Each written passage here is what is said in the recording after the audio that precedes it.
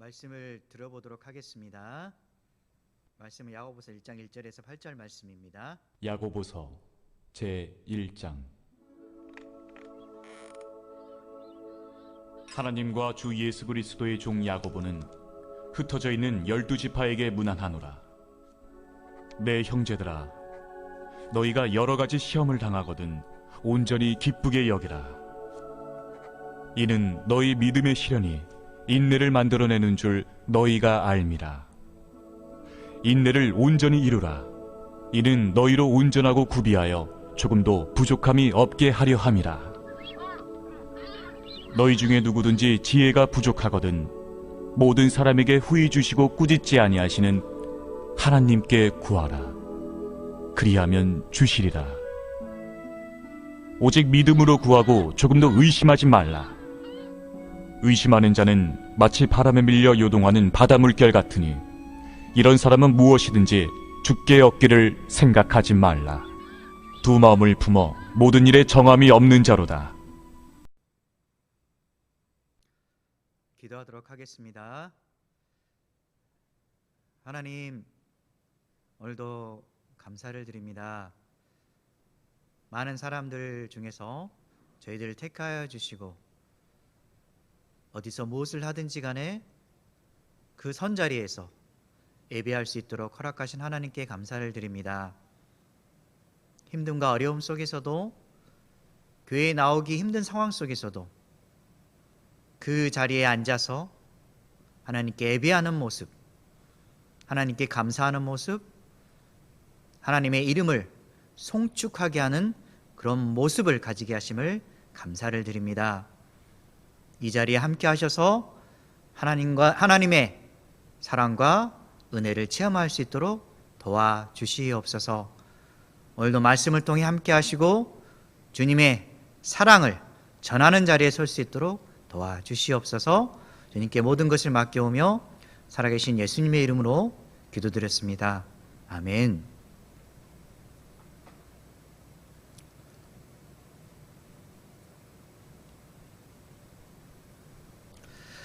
우리 주변에는 늘 우리를 웃음 짓게 하고 마음을 편안하게 해주는 사람들이 많이 있습니다.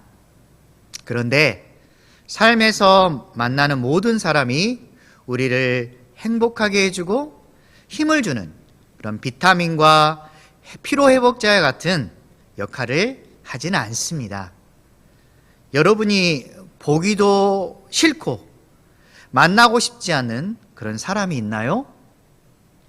정말 싫은 사람은 볼 때마다 짜증이 나고 근처에 있는 자체가 싫습니다. 말하는 것은 왜 그리 수준이 낮게 말하는지, 행동하는 것은 어떻게 그렇게 저질스럽게 행동하는지, 그 사람이 무슨 일을 하는지 족족 꼴보기가 싫은 그런 사람이 있을 수 있습니다. 여러분이 보기 싫은 사람처럼 절대 만나고 싶지 않은 것이 있습니다. 이것은 그 자체만으로도 싫고 절대 당하고 싶지 않는 것입니다. 그것은 바로 시험입니다. 테스트입니다. 그러나 이것은 길을 가다가 사람을 만나는 것처럼 인생의 길에서 반드시 만나서 부딪혀야 합니다. 즉, 생각하기도 싫고 마주치기도 싫은 그 시험을 우리가 삶 속에서 이겨내며 살아야만 하는 것입니다. 여러분은 인생에서 어떠한 시험을 경험하셨나요?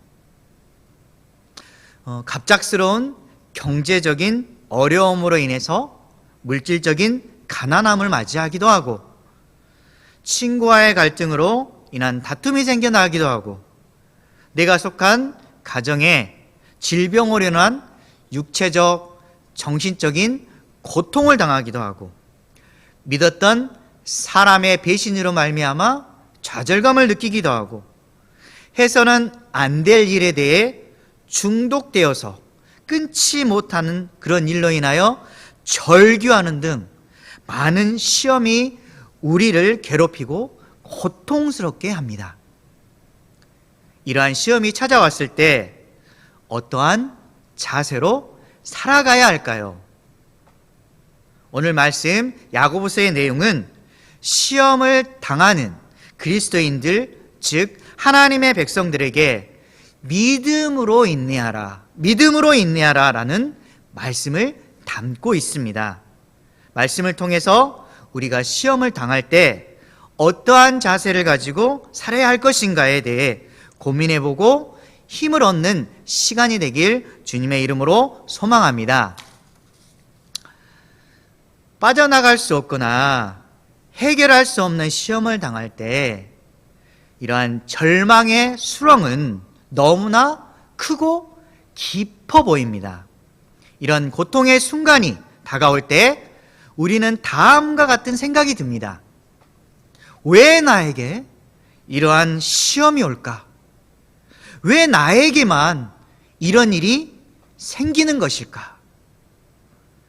시험은 믿음이 없는 사람에게만 생기는 것일까요? 아닙니다. 초대교회 당시에 믿음을 지켰던 사람들은 한번 여러분들이 어떻게 살았는가 한번 생각해 보시기 바랍니다. 그들이 늘 행복했을까요? 예수님을 믿고 주님으로 고백하며 공동체를 이루고 살면서 오히려 핍박과 고난이 일어났습니다. 말씀 요한복음 15장 19절은 이렇게 말씀합니다. 너희가 세상에 속하였으면 세상이 자기의 것을 사랑할 것이나 너희는 세상에 속한 자가 아니요 도리어 내가 너희를 세상에 택하였기 때문에 세상이 너희를 미워하느니라. 내가 너희를 세상에서 택하였기 때문에 세상이 너희를 미워하느니라. 이렇게 말씀합니다. 무조건 신앙생활을 잘한다고 해서 모든 일이 주님 안에서 형통할 거야 라는 극단적인 생각을 조심해야 되겠습니다. 경건하면 할수록 그에 알맞는 시험이 찾아올 수 있다는 것입니다. 오늘 말씀 야고보서 1장에서 시험을 당할 때 첫 번째 믿음의 자세는 온전히 기쁘게 여기라 합니다. 온전히 기쁘게 여겨야 한다는 것입니다. 2절에 내 형제들아 너희가 여러 가지 시험을 당하거든 온전히 기쁘게 여기라. 이 말씀은 세상의 관점에서는 이해할 수 없는 말도 안 되는 그러한 소리처럼 들릴 것입니다. 우리는 서로를 보면서 질문하고 답할 수 있습니다. 당신은 지금 고통을 당하고 있는데 온전히 기뻐하며 웃을 수 있나요? 절대 말도 안 되는 소리지요. 화가 날 수 있고 눈물을 펑펑 쏟을 수도 있고 가슴이 찢어질듯이 아플 수도 있지만 웃으며 기뻐할 수는 없는 것입니다. 내가 고통을 당하고 나의 사랑하는 사람이 함께 힘들어하는데 어떻게 이러한 일이 가능할 수가 있겠습니까? 라고 우리는 반박할 수가 있을 것입니다. 이러한 생각이 상식적인 일임에도 불구하고 왜 우리는 시험을 당할 때 온전히 기뻐해야만 하는 것입니까? 시험을 이겨내는 것은 힘들지만 시험을 통해 얻는 유익이 있기 때문입니다. 그렇다면 시험을 통해 얻는 유익으로는 무엇이 있을까요? 이지선이라는 분이 계십니다. 지선아 사랑해 라는 책의 주인공으로 미국 UCLA에서 사회복지학 박사를 얻었고 현재 한동대학교 상담심리사회복지학부의 교수로 임용되신 분이십니다. 23살의 나이에 교통사고로 3도 중화상을 입고 거의 죽음의 상태에서 살아난 기적의 인물입니다. 그녀가 간증한 내용입니다. 한번 들어보시기 바랍니다. 23살이던 2000년 이화여대 재학 중 타고 있던 차가 음주운전자가 운전하던 차와 충돌하여 화재가 일어나 얼굴뿐만 아니라 전신에 화상을 입었다. 눈, 코, 입만 빼고 붕대로 쌓여 있으며 무엇보다 고통스러운 것은 매일 아침 감염을 방지하기 위해 타버린 피부를 소독하는 것이었다. 겉은 탔지만 속은 멀쩡하기에 어머니는 회복을 위해 억지로 밥을 먹였다. 얼굴에 피부가 상해 7개월을 눈을 감지 못하고 지냈다. 하루에 진통제 3대를 맞고 고통을 참아냈다. 아무도 없는 교회에 가서 기도를 했다. 하나님께 어떻게 살 수 있는지 대책을 달라고 했다. 다음 날 너를 바로 세우고 희망이 되게 하겠다 라는 말씀을 들었다. 그 나를 볼 수 있는 용기가 생겨 스스로 안녕 이지선이라고 자신 있게 인사를 하고 지냈다. 자주 보면 정이 드는 얼굴이다. 이식한 목 피부 때문에 척추를 당기자 일본에 가서 수술을 받았다. 16시간 수술을 받고 다시 12시간의 수술을 받았다. 너무나 고통스러워 천국에 가고 싶은 심정이었다. 예수님도 나보다는 안 아팠을 것이라고 투정도 생겼다. 고난주간 묵상 기도를 하는 동안 너의 수치와 부끄러움을 내가 다 한다 라는 말씀을 들었다. 그 말씀을 듣고 상처난 마음이 다 풀렸다. 그녀는 이전으로 돌아가고 싶지 않습니까? 라는 질문에 다음과 같이 고백을 합니다. 하나님이 쟤처럼 타버린 저에게 화관을 씌워주신 것 같아요. 일그러진 저의 모습이 누군가에게 힘이 될 수 있다는 것이 감동이에요. 고난이 축복이라고 이제는 크게 말할 수 있어요. 하나님은 지금 이 모습이 아니고는 전할 수 없는 메시지를 저에게 전하게 하신 거예요 라고 그녀는 대답했습니다. 베드로전서 4장 13절 14절은 이렇게 말씀합니다. 오히려 너희가 그리스도의 고난에 참여하는 것으로 즐거워하라. 이는 그의 영광을 나타내실 때에 너희로 즐거워하고 기뻐하게 하려 함이라. 너희가 그리스도의 이름으로 치욕을 당하면 복이 있는 자로다. 영광의 영 곧 하나님의 영이 너희 위에 계심이라. 아멘. 시험을 당해도 기뻐할 수 있는 것은 그리스도의 이름으로 치욕을 당하면 그리스도의 고난에 참여하는 것이요 주님께서 복 있는 자라고 말씀하시기 때문입니다. 그리고 믿음으로 시험을 이겨내려고 하는 것은 우리가 하나님께 선택받은 백성이요 그리스도인임을 증명하는 도구이기 때문입니다.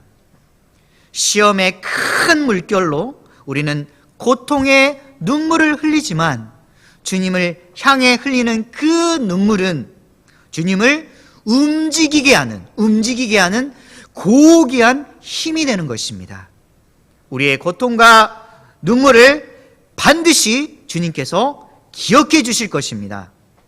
그런즉 시험을 당할 때 온전히 기쁘게 여기십시오. 그것은 그리스도의 고난에 동참하는 것이기 때문입니다. 시험을 당할 때 두 번째 믿음의 자세는 인내를 온전히 이루라. 인내를 온전히 이루라는 것입니다. 인내를 이루도록 적극적으로 노력하라는 것입니다. 쉽게 말해서 시험을 당할 때 인내하고 또 인내하라는 것입니다. 시험을 당할 때 이렇게 마음속으로 외치면 되겠습니다. 인내하고 또 인내하자는 것입니다. 왜 인내를 온전히 이루어야만 할까요? 4절 말씀처럼 온전하고 구비하여 조금도 부족함이 없게 하시기 위해서입니다. 여기서 온전하다는 말은 성숙하다는 말이고, 구비하다는 말은 결핍이 없이 모든 부분에서 완전하거나 온전하다는 말입니다. 시험은 인내를 통해서 조금도 부족함이 없도록 온전한 성숙을 가져준다는 말입니다. 말씀 로마서 5장 3절에서 4절은 이렇게 말씀합니다. 다만 이뿐 아니라 우리가 환난 중에도 즐거워하나니 이는 환난은 인내를, 인내는 연단을, 연단은 소망을 이루는 줄을 알미로다. 아멘.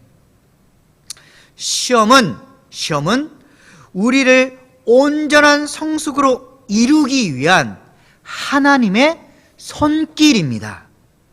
즉, 주님은 시험을 통해 하나님의 사랑받는 자로 빚어가시는 것입니다. 주님은 우리의 마음을 연단시키십니다. 이러한 연단의 과정을 통해서 우리의 더러움을 제거해 주시는 것입니다. 야고보서 1장 12절은 이렇게 말씀합니다. 시험을 참는 자는 복이 있나니 이는 시련을 견뎌낸 자가 주께서 자기를 사랑하는 자들에게 약속하신 생명의 면류관을 얻을 것이기 때문이라. 아멘. 주님께서 사랑하는 자들에게 생명의 면류관을 주십니다. 약속에 대한 소망을 우리가 믿음으로 붙잡을 때 시험이 오히려 우리를 위한 상급의 검증 단계가 되는 것입니다. 검이 날카롭고 단단한 무기로서의 능력을 발휘하기 위해서는 담금질의 과정이 반드시 필요합니다. 또한 금이 순수한 정금으로 탄생되기 위해서는 도가니의 뜨거운 열을 거쳐서 불순물이 제거되어야 합니다. 야곱의 인생을 한번 생각해 보시기 바랍니다. 처음에 그는 속임을 통해 자신의 욕심을 이루려 했습니다. 그의 욕심으로 인해서 그의 형 에서에게서 쫓기는 그러한 몸이 되었습니다. 인간적인 방법으로는 형의 장자권과 축복권을 뺏으려 하다가 광야에서 홀로 잠을 자야 하는 그러한 외로운 신세가 된 것입니다. 야곱에게 있어서 광야를 지나는 삶은 너무나 고통스러운 일이었을 것입니다. 광야의 외로운 밤, 저녁과 새벽에 그러한 추움, 사나운 맹수들이 자신을 공격할지 모른다는 그런 두려움이 그에게 절망감을 주었을 것입니다. 그러나 깜깜한 광야에서 혼자였을 때 야곱은 꿈을 꿉니다. 꿈을 통해서 하나님께서 함께하고 계심을 이렇게 깨닫게 되는 것입니다. 여호와 하나님께서 야곱에게 약속의 말씀을 주십니다.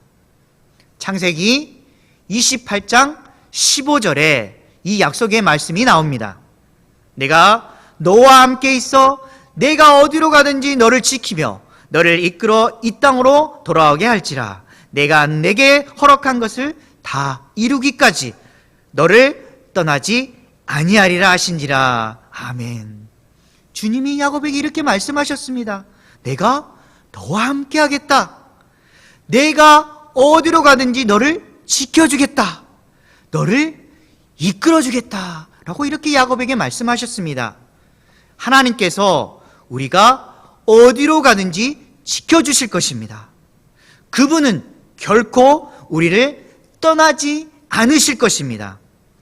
야곱에게 주신 이 약속의 말씀이 우리 모두에게 임하길 간절히 소망합니다. 야곱은 시련을 겪어가면서 자신의 연약한 모습을 발견하게 됩니다. 오직 하나님만이 삶의 인도자시며 피난처이심을 알게 된 것입니다. 그는 시험이 그의 삶 속에서 인생의 당금질이 되어서 하나님을 바라보는 존재로 그렇게 바뀌게 된 것입니다. 시험을 당할 때 한없는 눈물과 고통이 함께하지만 당금질의 과정을 통해서 진정한 하나님의 사랑을 만날 수 있게 되는 것입니다. 인내하면 생각나는 인물이 있습니다. 그 인물은 바로 욥입니다. 욥의 시련을 한번 생각해 보시기 바랍니다. 욥은 자신의 모든 재산을 잃었습니다. 그리고 사랑하는 자녀들 모두를 잃어버렸습니다. 그리하여 욥기 1장 21절에서 그는 다음과 같이 고백합니다. 이르되 내가 모태에서 알몸으로 나왔사온즉 또한 알몸이 그리로 돌아가올지어다. 주신 이도 여호와시오 거두신 이도 여호와시오니 여호와의 이름이 찬송을 받으실지니이다 하고 아멘. 욥은 재산과 자녀들 뿐만 아니라 자신의 건강까지 잃게 됩니다. 그 순간 욥의 아내는 이런 말을 합니다. 당신이 믿는 하나님을 욕하고 죽어라! 이런 말까지 합니다. 자신이 사랑하는 모든 것들을 잃어버렸고 또한 마지막 남은 아내마저도 자신에게 비수를 꽂는 말을 한 것입니다. 그러나 그는 이렇게 대답을 합니다. 복을 받았은즉 화도 받지 않겠느냐? 복을 받았은즉 화도 받지 않겠느냐? 이렇게 말합니다. 그렇습니다. 우리는 많은 것을 하나님께 받았습니다. 가족을 만났고 이웃을 만났고 주변 사람들과 많은 관계를 맺으면서 살아가는 은혜를 입었습니다. 우리를 지금까지 인도해 주신 그 하나님께 감사하지 않으십니까? 비록 화를 당한다 할지라도 버티면 나를 맞아주시는 분이 우리를 보고 계시며 지켜주실 것입니다. 우리에게는 가야 할 곳이 있습니다. 그것은 하나님이 계시고 주님을 사랑하는 우리의 믿음의 가족과 공동체가 있는 곳입니다. 우리의 본향은 이곳이 아니라 바로 천국입니다. 이곳은 잠시 왔다가 들리는 정거장으로 우리의 최종 목적지는 하나님이 계시는 곳, 예수님이 나를 맞아주시는 바로 저 천국입니다. 시험을 당할 때 세 번째 믿음의 자세는 지혜를 구하라입니다. 지혜를 구해야만 한다는 것입니다. 지혜를 구하라는 말은 시련과 고난을 이겨내기 위한 지혜를 달라고 하나님께 기도하라는 것입니다. 자신의 약함을 그대로 인정하고 하나님께 구하는 것이 바로 지혜인 것입니다. 지혜를 구하는 기도는 시험을 없애달라는 그런 기도가 아닙니다. 시험을 이겨낼 수 있는 힘과 지혜를 달라고 기도하는 것입니다. 자신의 힘으로 시험을 이겨내었다고 생각할 때 자신의 경험과 노력이 자신의 상급이 되어서 오히려 교만함을 낳을 수가 있습니다. 이때에 큰 시련이 와서 자신의 교만을 한순간에 무너뜨릴 수가 있습니다. 하나님을 신뢰함으로 기도를 통해서 이겨낸 그 시험이 자신을 겸손하게 만들며 하나님 앞에 온전한 성숙을 이루도록 만들 것입니다. 늘 우리는 이렇게 고백해야 되겠습니다. 주님이 하셨습니다. 내가 할 수 있었던 것은 주님의 도우심이었습니다. 자신을 낮추고 하나님을 높일 때 하나님께서는 우리를 높여주시는 것입니다. 우리가 하나님의 지혜를 구할 때 필요한 태도가 있습니다. 어떤 태도로 하나님의 지혜를 구해야 할까요? 6절에 보면 믿음으로 구하고 조금도 의심하지 말라고 말씀하십니다. 하나님의 사랑하심과 예수님의 은혜를 전적으로 신뢰하는 믿음을 가지고서 하나님께 기도하라는 것입니다. 의심하는 자는 바다의 물결처럼 바람에 밀려서 이리저리 흔들리는 그런 사람입니다. 바람에 의해서 아무런 저항도 하지 못하고 이리저리 밀려다니는 것입니다. 하나님을 신뢰하지 않으므로 결국 응답을 받을 수가 없습니다. 의심하는 자는 또한 비슷한 사람이 나오는데 8절에 두 마음을 품어 모든 일에 정함이 없는 자로 나옵니다. 두 마음을 품어서 모든 일에 정함이 없는 자는 잠시 동안 하나님을 의지하다가 하나님을 신뢰하지 않고서 시간이 지나서 세상적인 여러 가지 방법을 따르는 그런 사람입니다. 하나님을 신뢰하지 않고 세상적인 것을 따르다 보면 이 사람은 하나님의 응답을 결국 받지 못하는 사람인 것입니다. 빌립보서 4장 6절에서 7절은 이렇게 말씀합니다. 아무것도 염려하지 말고 다만 모든 일에 기도와 간구로 너희 구할 것을 감사함으로 하나님께 아뢰라. 그리하면 모든 지각에 뛰어난 하나님의 평강이 그리스도 예수 안에서 너희 마음과 생각을 지키시리라. 아멘.